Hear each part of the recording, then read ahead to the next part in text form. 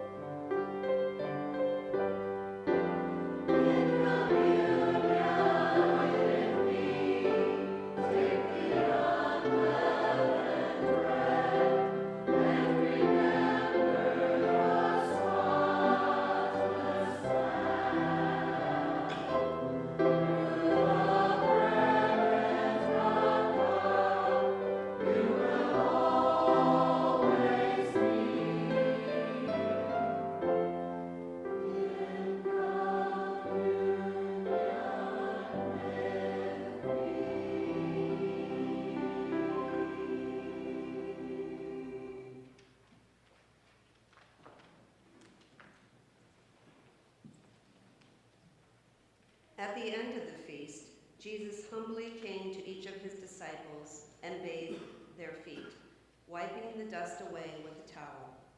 Judas immediately left, and the disciples wondered if he might have been sent on an errand, since he was the group's treasurer.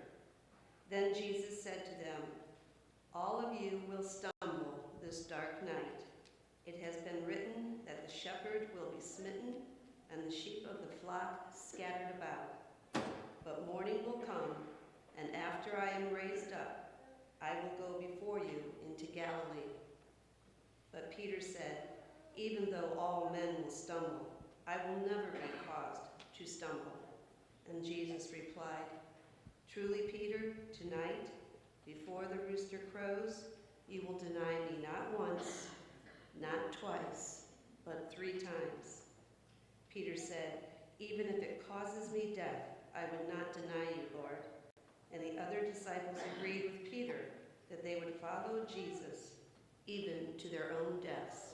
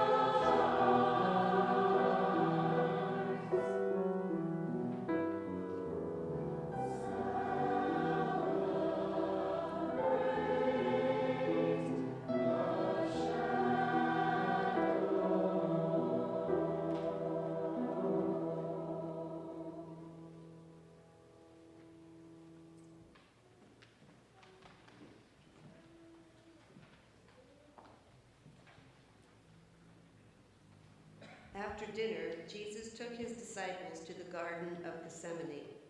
He told the rest of them to sit and pray while he walked a little further into the garden with Peter, James, and John. He became distressed, knowing the agony he would be facing in the coming hours. He told his friends, "My soul is grieving. Stay with me and keep watch while I pray." He fell forward on the ground, crying out in anguish to his Father, "If it is possible, let this cup pass from me. Yet, not as I will, Father, but as you will." Sorrowful, he returned to his friends, but they had fallen asleep on the ground. Heartbroken, he asked them, "Could you not watch with me for even 1 hour? Watch and pray. You will be severely tempted. I know your spirit is willing, but your flesh is weak." A second time, he ventured further into the garden alone and prayed, "Father, if it is not possible that this cup of suffering might pass from me, I pray that if I drink it, that your will may be done."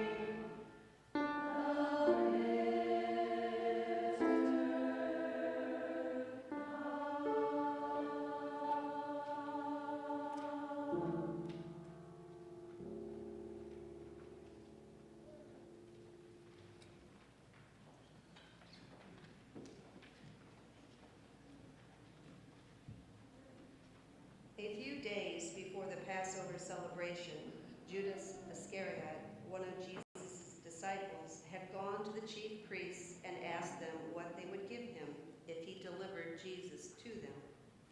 The priests and elders had been conspiring with the Roman government to arrest and kill Jesus quietly, so as to avoid a revolt among the Jewish people. They then agreed to give Judas 30 pieces of silver. From that day on, Judas had been looking for an opportunity to betray Jesus to his enemies. As Jesus continued to pray and encourage his disciples, a great crowd of people, led by Judas, came to the Garden of Gethsemane. Judas drew near to Jesus and kissed him fervently, which was the sign agreed upon with the chief priests to identify Jesus. Calmly, Jesus asked, "Friend, why are you here? Would you betray me with a kiss?" The disciples were confused and afraid and asked Jesus if they should fight the high priest's servants with their swords. Jesus answered them, "Do you not believe that I could ask my Father in heaven and legions of angels would come to my rescue?" Then Jesus looked around at the crowd of chief priests, elders and captains of the temple. He asked them, "Why do you come to me with weapons as if I were a thief? Every day I have been with you in the temple, and you did not lay a hand on me. But this is your hour and the power of darkness. All this has come to pass so that the words of the prophets might be fulfilled." Then the disciples fled in fear, forsaking Jesus, as the angry mob seized him and led him away.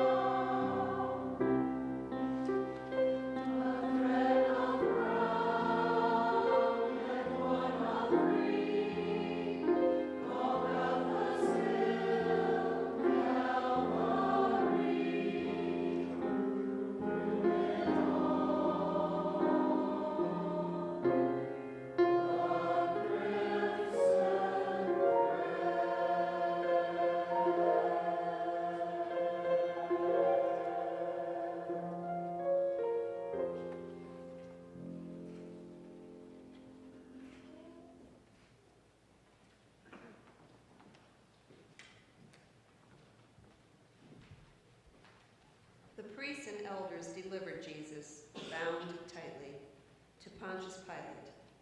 Pilate had Jesus beaten, thinking this punishment would appease the Jewish rulers. As Jesus stood before the governor, Pilate questioned him, but he remained silent. The soldiers braided a crown of thorns and placed it on his head and put a purple robe over his shoulders, mocking him. Pilate went out to the people, saying, "I find no fault in him." Then he brought Jesus out, wearing the crown of thorns and the purple robe. "Behold the man," Pilate said. And the people cried out, "Crucify him!" Once again, Pilate questioned Jesus, and he gave no answer. Pilate asked him, "Don't you understand that I have the power to kill you or let you go free?" Jesus answered, "You would have no power at all, except God gave it to you." Once again, Pilate brought Jesus to the people and said, "Behold, your king." But they cried out, "Crucify him!" Pilate washed his hands and said, "I am innocent of the blood of this righteous man." The angry mob cried out, "Let his blood be on us and on our children." So Pilate handed Jesus over to them to be crucified.